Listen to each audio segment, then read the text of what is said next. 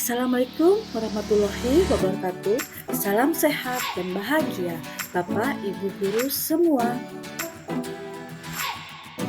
Perkenalkan, nama saya Dian Eka Pratiwi.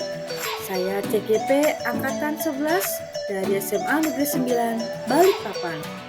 Berikut saya perkenalkan juga dua pembimbing saya dalam pendidikan guru penggerak ini, yaitu pertama Bapak Musin sebagai fasilitator saya, dan kedua adalah Bapak Widodo sebagai pengajar praktik saya. Kedua pembimbing yang sangat menginspirasi dan membuat pembelajaran ini sangat menyenangkan dan banyak menyuntikkan ide dan gagasan bagi saya. Kali ini saya akan menjelaskan mengenai tugas koneksi antar materi modul 1.1 dan modul 1.2.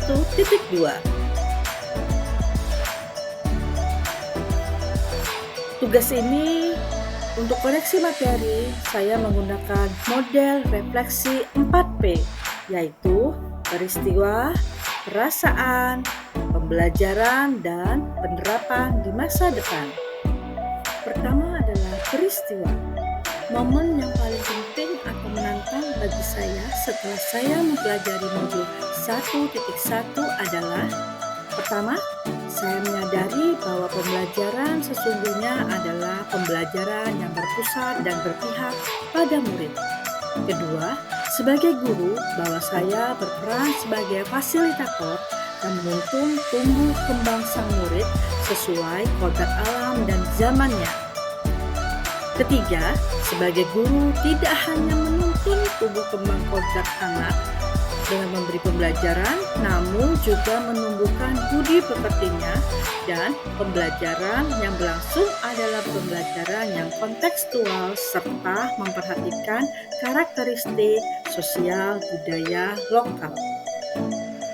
Berikutnya adalah momen yang paling penting dan menantang bagi saya setelah saya mempelajari modul 1. Berikutnya tentang perasaan. Bagaimana perasaan saya saat momen itu terjadi?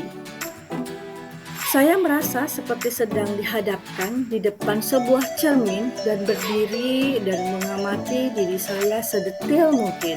Saya menghadap cermin tersebut dan saya melakukan dua hal. Yang pertama, berdialog dengan diri sendiri untuk refleksi diri. Dan kedua adalah memberikan afirmasi dan motivasi untuk diri saya sendiri. Pada cermin ini, saya memberanikan diri untuk terbuka dan jujur menjawab pertanyaan-pertanyaan untuk diri sendiri. Sudahkah kehadiranku bermakna bagi muridku? Sudahkah aku jadikan muridku sebagai pusat pembelajaran? Sudahkah aku menuntun mereka sesuai potensinya masing-masing?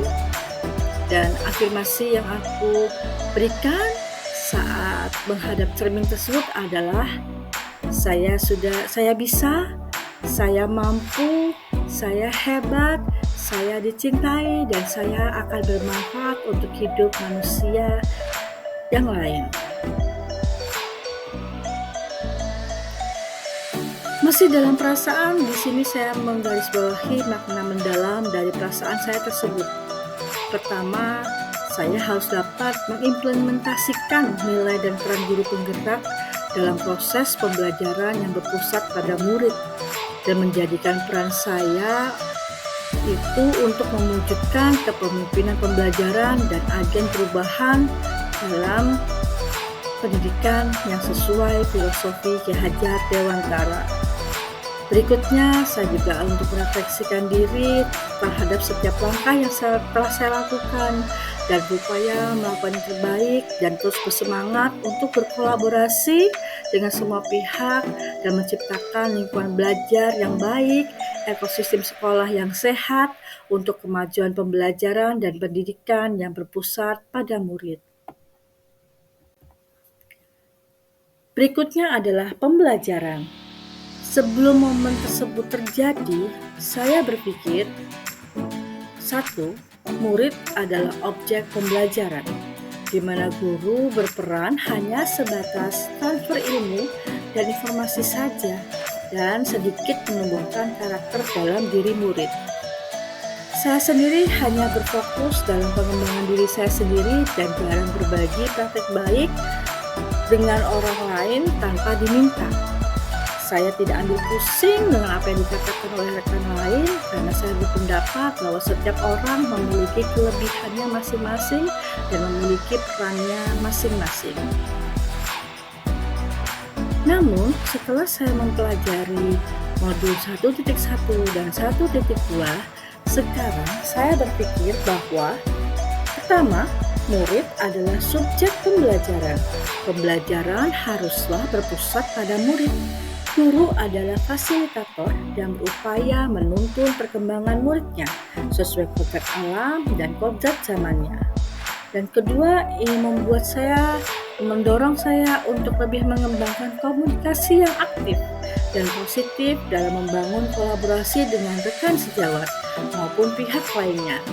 Di sini saya harus lebih aktif lagi untuk mengajak dalam perubahan, berkolaborasi, inovasi, kreatif, dan reflektif untuk menciptakan pembelajaran yang berpusat dan berpihak pada murid.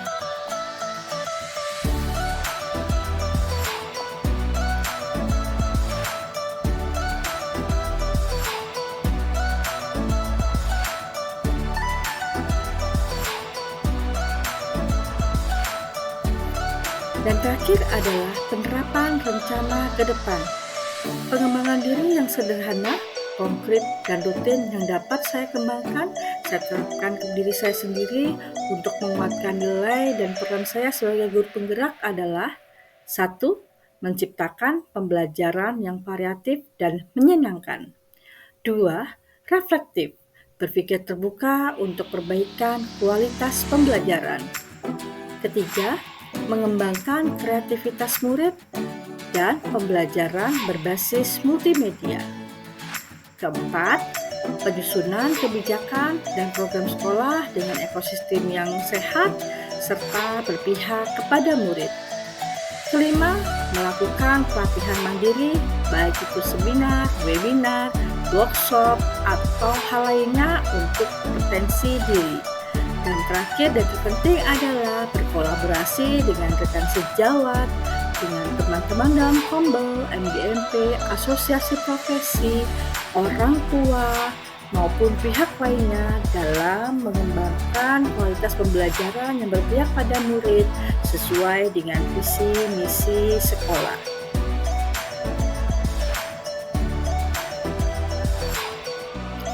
Demikian yang saya sampaikan, semoga menginspirasi dan terima kasih. Salam guru penggerak, bergerak, bergerak, dan menggerakkan. Assalamualaikum warahmatullahi wabarakatuh.